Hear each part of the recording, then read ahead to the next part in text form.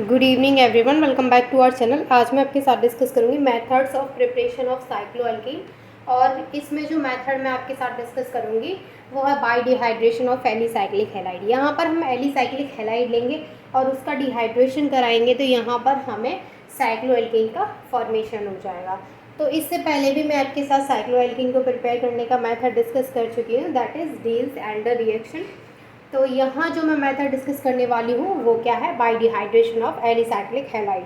इस मेथड में हम क्या लेंगे, चलिए देख लेते हैं। हम यहाँ पे लेंगे साइक्लोपेंटाइल ब्रोमाइड।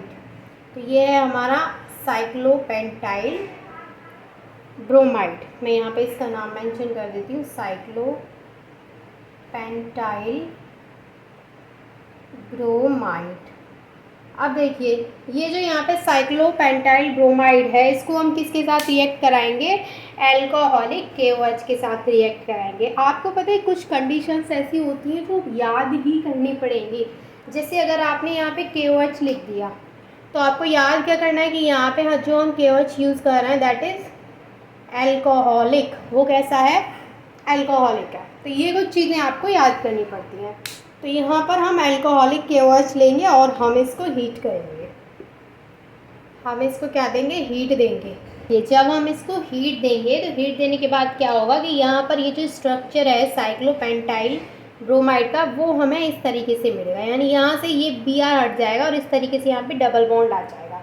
तो यहाँ पे डबल बॉन्ड आ गया तो इसको हम क्या बोलेंगे, साइक्लोपेंटीन, क्योंकि 5 कार्बन है।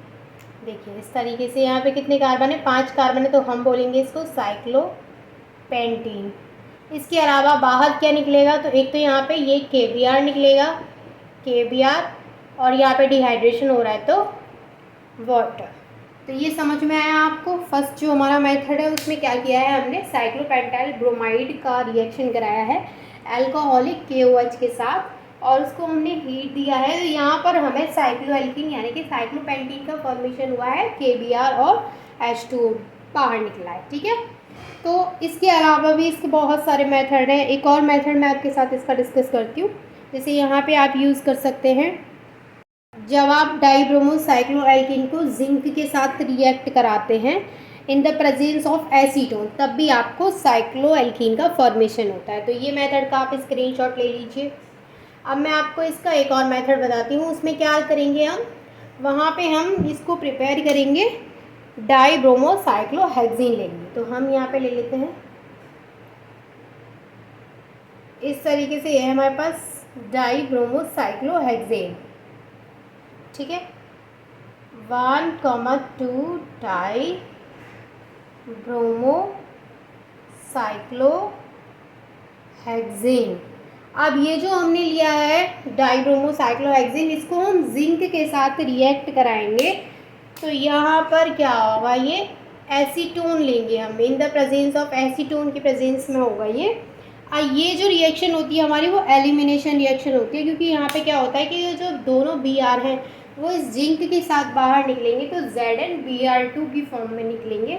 और यहाँ जो है हमारा ये वो हमें इस तरीके से मिलेगा, साइक्लोहेक्सेन की फॉर्म में। तो ये तो मिला हमें साइक्लोहेक्सेन और यहाँ पे ZnBr2 इस तरीके से। तो ये जो रिएक्शन है वो होती है एलिमिनेशन रिएक्शन। तो हमने किसके थ्रू इसको प्रिपेयर किया है, साइक्लोअल्कीन को, by dibromocycloalkene and zinc on elimination reaction gives cycloalkenes. ठीक है, तो ये दो मेथड मैंने आज आपके साथ डिस्कस किए हैं साइक्लोअल्कीन के प्रिपेयर करने के। तो आई होप कि आपको ये दोनों मेथड अच्छे से समझ में आ गए होंगे। अगर कोई भी डाउट है तो वो आप मुझसे कमेंट में पूछ सकते हैं। And thank you so much for watching this video.